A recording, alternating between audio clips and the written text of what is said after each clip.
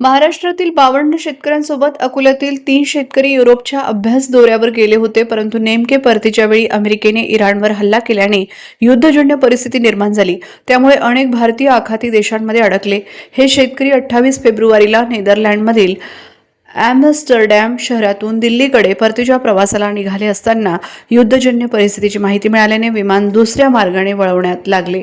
त्यामुळे वेळापत्रकानुसार दुबईतून आणण्याऐवजी दुसऱ्या मार्गाने वळवले। त्यामुळे सर्व 52 शेतकरी व 2 अधिकारी दिल्ली विमानतळावर 1 तास उशिराने सुरक्षित देशात पोहोचू शकले। भारतात पोहोचल्यावर या शेतकऱ्यांनी सुटकेचा निश्वास घेतला। युद्ध पहिले आम्हाला कल्पना नव्हती, परंतु दिल्ली एअरपोर्टवर पोहोचल्यानंतर, कारण विमान एक घंटा लेट पोहोचल्यानंतर आम्ही एअरपोर्टवर पोहोचल्यानंतर आम्ही एकदम एअरपोर्टला गेल्यानंतर तिथं न्यूज पाहिली आम्ही, आणि न्यूज पाहिल्यावर एकदम इराकवर अमेरिकेने इस्रायलने हल्ला हे पाहिल्यावर आम्हाला एकदम थरारा वाटला की अरे आपण सुखरूप पोहोचलो। हे ईश्वराचे आम्ही धन्यवाद मानले की पोहोचल्याबरोबरच एकदम चित्रच वेगळं आणि मनाला एकदम शहारे निर्माण झालं सर्वच आमच्या शेतकरी वर्गाचे की चला आपण कमीत कमी आपल्या भारत देशामध्ये परत आलो, आपण इथं सुखरूप परत आलो। हो, दौरा कंप्लीट झाला होता आमचा।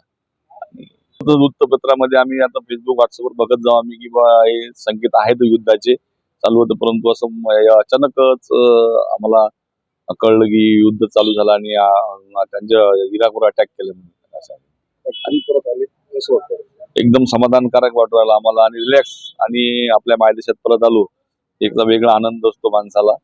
अभ्यास दौऱ्याला 15 दिवस महिनाभर एक छान वाटतं, परंतु एक आपल्या मायदेशाचं वातावरण, आपलं वातावरण आणि घरची ओढ माणसाला असते आपल्याकडे, त्यामुळे आता एक समाधानकारक। आणि लोकांचे पण खूप कॉल फोन येत आहे व्हॉट्सअप की पोहोचले का, घरी आले का, सुखरूप आहे का म्हणून। त्याबद्दल सर्वांचेच सर्वांच्या आशीर्वादाने आम्ही व्यवस्थित घरी आलो आणि सुखरूप।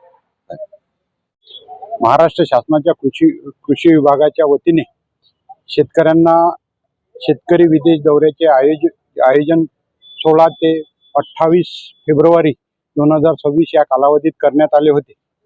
या कालावधीत आम्ही फ्रान्स, जर्मनी, नेदरलँड, स्वित्झर्लंड या देशांना आम्ही भेटी दिल्या। या भेटी दरम्यान तेथील शेती संदर्भातील प्रगत तंत्रज्ञान, तसेच प्रगत शेती, दुग्ध व्यवसाय, डेअरी व्यवसाय आदी संदर्भात आम्हाला या संदर्भात सखोल माहिती देण्यात आली। सदरहून दौरा आटोपल्यानंतर म्हणजेच 28 तारखेला आम्ही भारतासाठी प्लेनद्वारे येण्यासाठी निघालो रात्रीच्या 8:30च्या दरम्यान। सदरू प्लेन कोणता आहे, ॲम्स्टरडॅम इथून भारतासाठी रवाना झाले। सदरू प्लेन म्हणजे सकाळी 10:30 वाजता येथे पोहोचणे आवश्यक होते। तर सदरू प्लेन भारतामध्ये 1 तास उशिरा पोहोचल्यानंतर आम्हाला युद्ध सुरू झालं या संदर्भातली माहिती मिळाली।